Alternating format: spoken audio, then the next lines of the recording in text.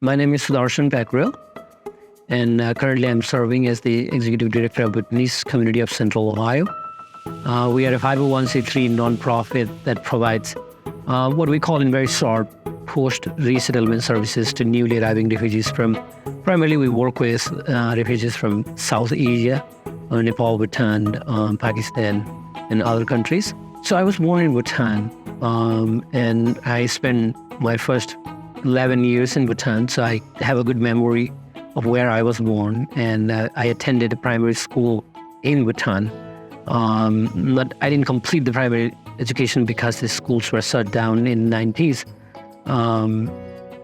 So I was born in a rural village called Suri, and we are primarily rice farmers. We are all from the rural countryside.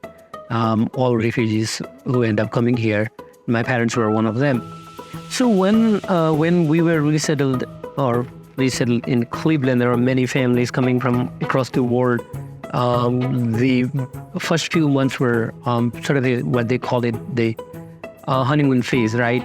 We were in America, and everything glitter, everything looked really great. I saw the issue with the community fellow at the time. There were many who had didn't have any formal education at the time.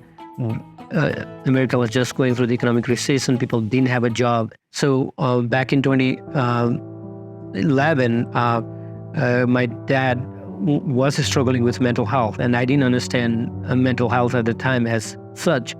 And in 2013, he actually attempted suicide. And we didn't know that the case was so worse, right? And he was a well-respected person. He was a priest. People would go to seek advice with him, and then he was in that miserable condition. And my family wasn't open to talk about it because there was so much stigma. There was so much, misconception and misunderstanding about mental illness.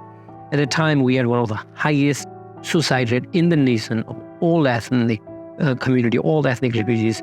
And so that was a call for me to understand mental illness.